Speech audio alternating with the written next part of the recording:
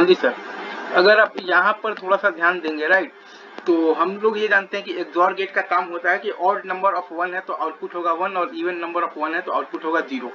और XNOR gate का काम होता है कि इवन नंबर ऑफ 1 है तो आउटपुट है 1 और ऑड नंबर ऑफ 1 है तो आउटपुट है 0।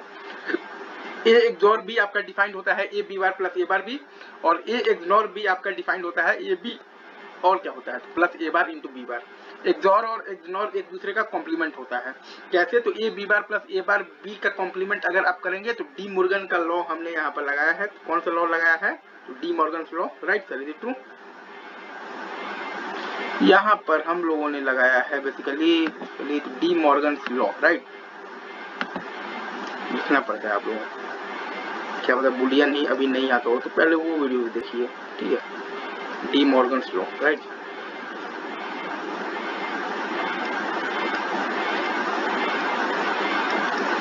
तो आपके पास आ जाएगा ए बार और प्लस बी इंटू ए प्लस आ जाएगा तो बी बार। आप जब सॉल्व करेंगे तो आपके पास आ जाएगा A B plus A bar into B bar, जो कि है आपके पास ए एक्सनॉर बी।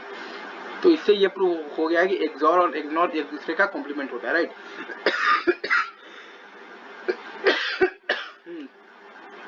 अब ये सर्किट से भी हम लोग चाहें तो उस चीज को रिप्रेजेंट कर सकते हैं। ए बी अगर आप दो के केस में देखिएगा तो दोनों डिफरेंट है तो 1 और सेम है तो 0 एक्सॉर। तो यहाँ भी आप देख रहे हैं सर्किट में कि डिफरेंट में जाएगा तो सर्किट कंप्लीट हो जाएगा, और अगर सेम में जाएगा तो सर्किट कंप्लीट नहीं हो पाएगा, दैट्स इट। अब आ जाइए आप बेसिकली सेकंड में एक्सनॉर में ये होता है कि दोनों आपके पास जब सेम होता है तो 1 और डिफरेंट होता है तो 0। तो सेम में सर्किट आपका हो रहा है कंप्लीट तो 1, और डिफरेंट में सर्किट आपका जो है वो बेसिकली कंप्लीट नहीं हो रहा है तो 0, right sir, is it true? Circuit complete होने का सिंपल सा यहाँ पर मतलब है कि यहाँ पर आपका ये लगा हुआ है, मान लीजिए कि बल्ब है, ठीक है सर, राइट। ये आपका यहाँ पर लगा हुआ है, मान लीजिए कि बल्ब है, ठीक है, right sir, is it true? तो ये हो गया है आपके पास बेसिकली एक्सनॉर गेट का, ठीक है सर, ये चीज है।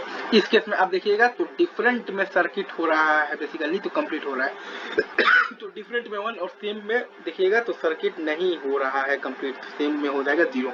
इस केस में देखिएगा तो सेम में 1 और डिफरेंट में 0, सेम में सर्किट हो रहा है कंप्लीट, तो 1 और डिफरेंट में सर्किट कंप्लीट नहीं हो रहा है तो 0 है। बाकी आप बल्ब से वाई हम लोग लेते हैं, दैट्स इट। चलिए सर आगे बढ़ते हैं, ठीक है।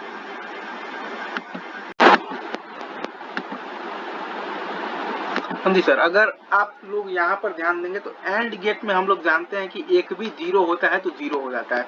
तो अगर एक भी स्विच 0 हुआ, 0 होने का मतलब है कि स्विच आपका बेसिकली ओपन हुआ तो बल्ब नहीं जलेगा तो आउटपुट 0 हो जाएगा। तो ये आपका बेसिकली एंड गेट का रियलाइजेशन हो गया, ठीक है। आइए और गेट में हम लोग ये जानते हैं कि एक भी अगर 1 हुआ तो 1 हो जाता है, मतलब कि एक भी स्विच अगर आपका बेसिकली तो क्या हुआ है, बेसिकली तो क्लोज्ड हुआ है तो ये बल्ब आपका जल जाएगा तो 1 हो जाएगा। तो ये आपका हो गया है बेसिकली और गेट। नॉट का मतलब है कि 1 है तो 0 और 0 है तो 1। तो ये स्विच अगर आपका बेसिकली तो क्लोज्ड है तो ये बल्ब नहीं जलेगा, ये स्विच अगर आपका क्लोज नहीं है तो ये बल्ब जलेगा। तो यहाँ से आप नॉट वाला चीज भी आप समझ गए। नॉर का मतलब है कि और वाले में हम लोगों ने तो नॉट को मिला दिया है, सिंपल। और नैंड का मतलब है कि एंड वाले में नॉट को मिला दिया, राइट।